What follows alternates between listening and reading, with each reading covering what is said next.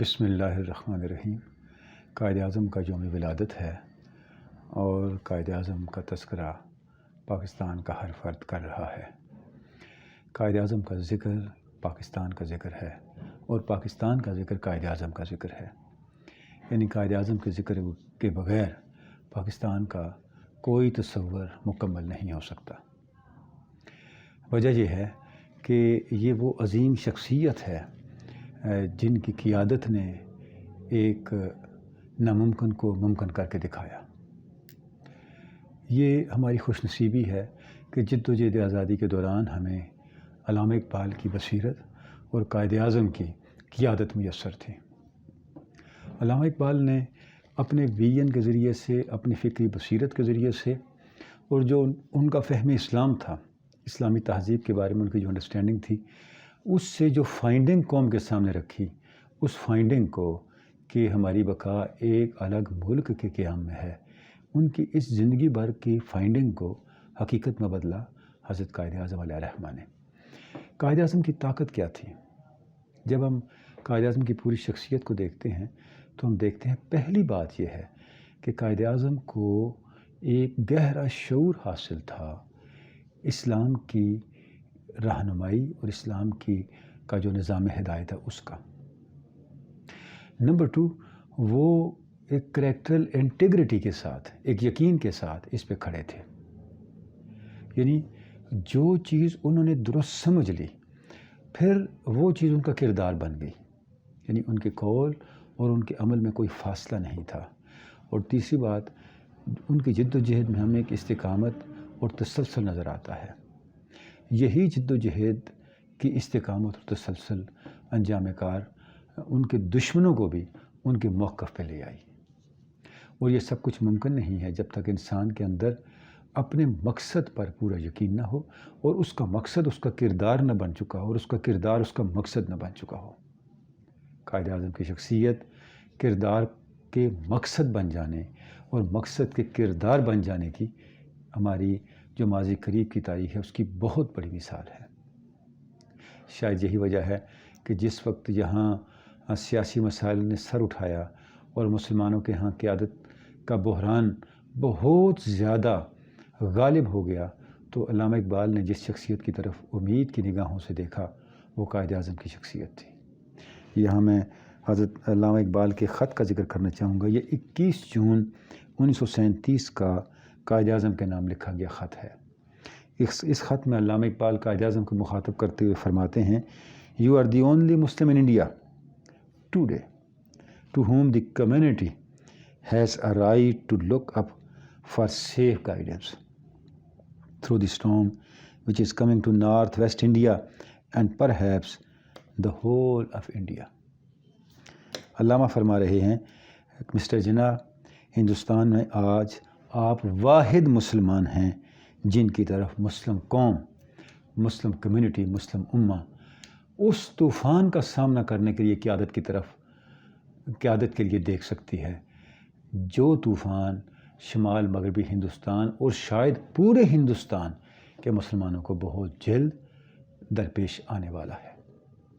تو یہ جو امید تھی حضرت علامہ کی اور اس طرح کا جو ان کا ایک توقعات تھیں اور جس طرح انہوں نے قائد اعظم کو کنونس کیا، تو پھر قائد اعظم دوبارہ ہندوستان کی سیاست کے اندر ان ہوئے اور انہوں نے پھر مسلم لیگ کی لیڈرشپ کو سنبھالا، اور پھر آگے جو کچھ ہوا وہ تاریخ ہے۔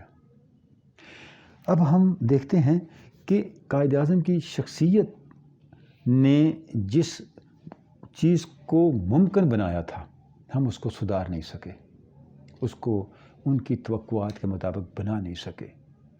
مستقبل کا مورخ جب بھی ہماری غلطیوں کو جائزہ لے گا اور پاکستانی قوم کی ناکامیوں، خرابیوں کو انلسٹ کرے گا، مرتب کرے گا، لکھے گا، کوئی مورخ اس بات سے اختلاف نہیں کرے گا کہ واحد وہ سبب پاکستانی قوم کے منزل کی طرف نہ بڑھنے کا اور پاکستانی قوم کے ناکامیوں سے دوچار ہونے کا اور پاکستانی قوم کی نسلوں کے خرابیوں سے دوچار کر دینے کا واحد سبب جس پہ کوئی اختلاف نہیں ہو سکتا وہ یہ ہے کہ اس قوم نے حضرت قائد اعظم اپنے بانی قائد کی ہدایات کو پس پشت ڈال دیا تھا۔ جو روڈ میپ سیٹ کیا تھا قائد اعظم نے، جو ہدایات دی تھیں، ہم ان ہدایات کو عملی جامہ نہیں پہنا سکے۔ آج ہم نے حضرت قائد اعظم کے کردار کے بارے میں نہ صرف بات کرنی ہے بلکہ اس کردار کی روشنی کو اپنے اندر پیدا بھی کرنا ہے۔ وہ کردار کیا ہے؟ پہلی بات، قائد اعظم کے قول اور عمل میں کوئی تفاوت نہیں تھی۔ وہ کہتے بعد میں تھے، کرتے پہلے تھے۔ یہی وہ وصف ہے جو آج ہماری قیادتوں سے بالکل ختم ہو چکا ہے، نسیم منسیہ ہو چکا ہے، اور اس کا وجود تک ہمیں نظر نہیں آتا۔ نتیجہ یہ ہے کہ قوم وادی تی کے اندر ایک بے منزل کارواں بن کے ایک پھر رہی ہے اور کہیں منزل کا نشان نظر نہیں آتا۔ قائد اعظم کی زندگی سے ایک مثال دوں گا۔ یہ 1946 کا وقت ہے، موقع ہے، جب بہار میں بہت فسادات ہوئے اور مسلمانوں کے گھر جلا دیے گئے، مسلمانوں کے خاندانوں کے خاندان جو ہیں وہ اجاڑ دیے گئے۔ تو 5 نومبر 1946 کو عید الفطر کا موقع تھا۔ عید کے اجتماع سے قائد اعظم نے خطاب فرمایا اور خطاب کرتے ہوئے فرمایا کہ بہار میں جو مسلمانوں پہ مظالم ہوئے ہیں، میں ان سے اتنا آزردہ ہوں، اتنا غمگین ہوں کہ میں سو نہیں سکا۔ ہم نے بہار کے مسلمانوں کی مدد کرنی ہے۔ اب یہاں قائد اعظم نے سب سے اپیل کی کہ وہ بہار کے لٹے پٹے مسلمانوں کی آبادکاری کے لیے اور ان کے دکھوں پر مرہم رکھنے کے لیے دل کھول کے چندہ دیں۔ لیکن اس سے پہلے قائد اعظم نے فرمایا، میں نے خود حبیب بینک کی چاندنی چوک دہلی کی برانچ میں ایک اکاؤنٹ کھلوا کے اس میں سب سے پہلے خود رقم جمع کروا دی ہے بہار کے مسلمانوں کے لیے۔ اور ناظرین، وہ رقم کتنی تھی؟ وہ تھی 5000 روپے جو قائد اعظم نے خود جمع کروائے تھے۔ پہلے حبیب بینک لمیٹڈ چاندنی چوک دہلی کی برانچ میں 5000 روپے قائد اعظم نے خود جمع کروائے، اور اس کے بعد عید کے اجتماع سے 5 نومبر 1946 کو یہ اپیل کی کہ سب لوگ بہار کے مسلمانوں کے غم کو محسوس کریں اور اس کے لیے ڈونیشن دیں۔ 5000 روپے کتنے بنتے ہیں؟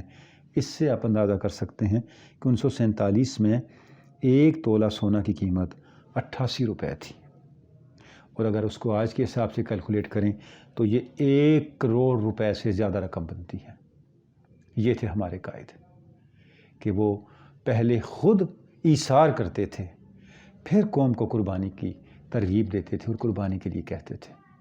کئی مثالیں قائد اعظم کی زندگی سے کوٹ کی جا سکتی ہیں جو ان کے کردار کا یہ جو گوشہ ہے، یہ جو وصف ہے، یہ جو پہلو ہے، اسے ہمارے سامنے یہ مثالیں لے کے آتی ہیں کہ وہ عمل پہلے کرتے تھے، بات بعد میں کہتے تھے۔ یہی وجہ ہے کہ اگر وہ گفتگو انگریزی میں بھی کر رہے ہوں تو سننے والوں کو سمجھ نہ بھی آ رہی ہو، سننے والے یہ کہتے تھے، ہمیں نہیں پتہ قائد اعظم کیا کہہ رہے ہیں، لیکن جو کہہ رہے ہیں سچ کہہ رہے ہیں، درست کہہ رہے ہیں، اور ہم اس سے متفق ہیں۔ قائد اعظم کی کردار کی دوسری جو بڑی اہم خصوصیت ہے وہ قومی غیرت ہے۔ قومی غیرت کا اس سے اندازہ کریں کہ جس وقت ہندوستان تقسیم ہو رہا تھا تو یہاں پہ تاج برطانیہ کا، برطانوی حکومت کا ایک پلان تھا کہ مشترکہ دفاع ہونا چاہیے۔ قائد اعظم نے اس سے انکار کر دیا کہ ایک آزاد مملکت کے لیے اپنی فوج ہونی چاہیے، اپنا دفاعی نظام ہونا چاہیے۔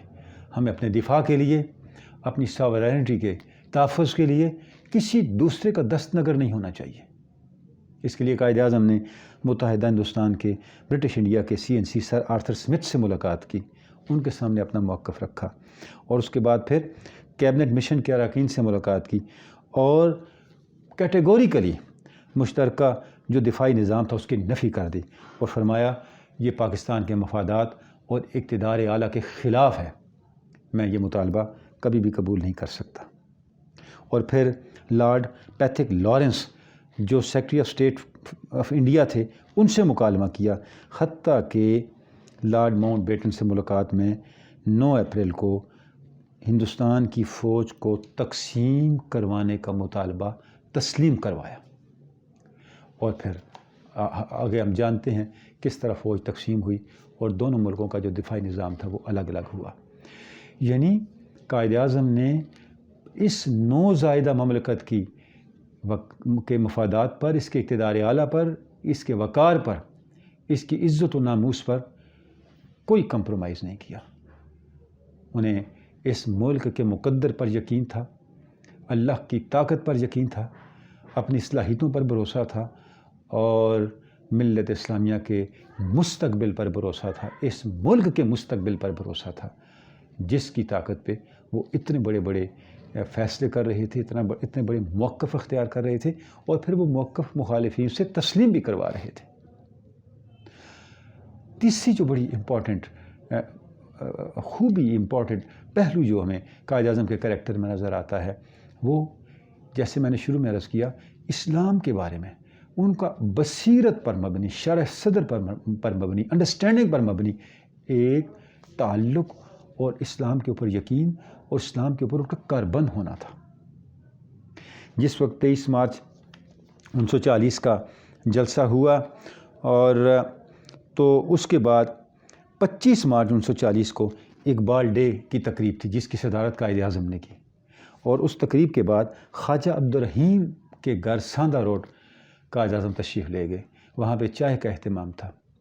وہاں مسلم اسٹوڈنٹ فیڈریشن کے نوجوان بھی تھے اور مسلم لیگ کے کارکنان بھی تھے، مقامی لیڈرشپ بھی تھی.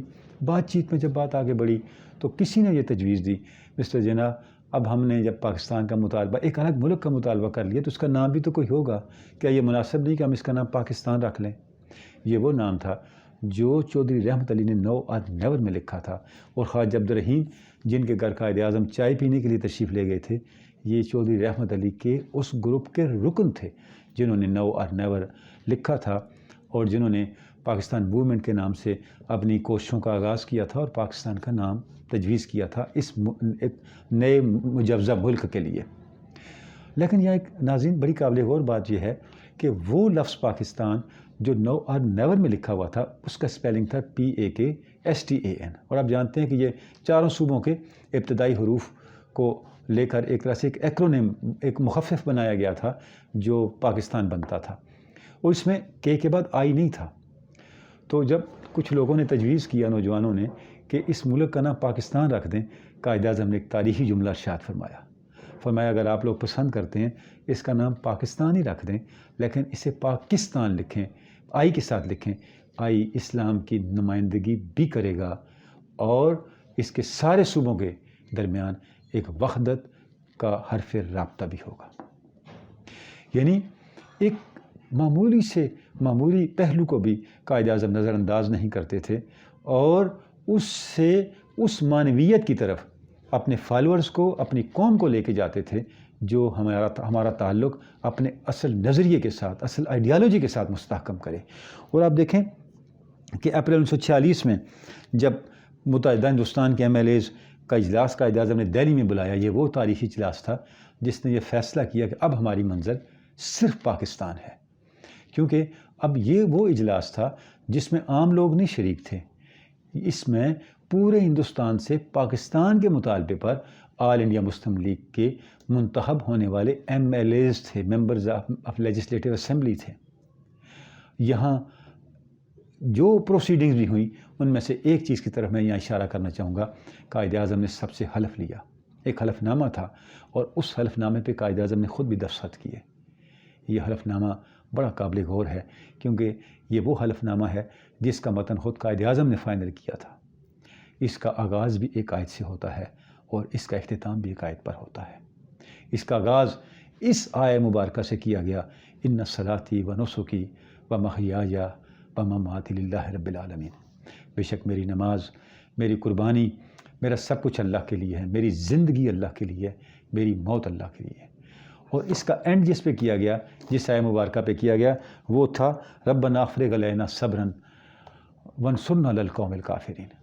ہے اللہ ہم پہ صبر اتار اور ہمیں کافروں پر غلبہ عطا فرما، کافروں کے خلاف ہماری مدد فرما. اور آپ جانتے ہیں کہ کون سے کافر تھے جن کے خلاف آل انڈیا مسلم لیگ جد و جہد کر رہی تھی. یہ یقین، یہ کمٹمنٹ، یہ شرح صدر، یہ فکری واضحیت، یہ مقصد کے ساتھ جو اخلاص پر مبنی تعلق تھا اور ہر طرح کے سود و زیاں سے بالاتر ہو کر کی جانے والی جد و جہد تھی قائد اعظم کی، جس نے ایک ہجوم کو قوم میں بدلا، قوم کو ملک کا مالک بنایا اور ملک بناتے ہوئے دنیا کے نقشے کو بدل دیا۔ کاش ہم اس روشنی کے عظیم چراغ سے کوئی کرن آج اخذ کر سکیں۔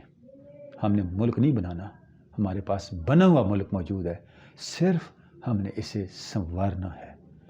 ہم نے صرف اسے اپنے بانیان کی امیدوں، خوابوں اور توقعات کا گہوارہ اور اس کا مظہر بنانا ہے۔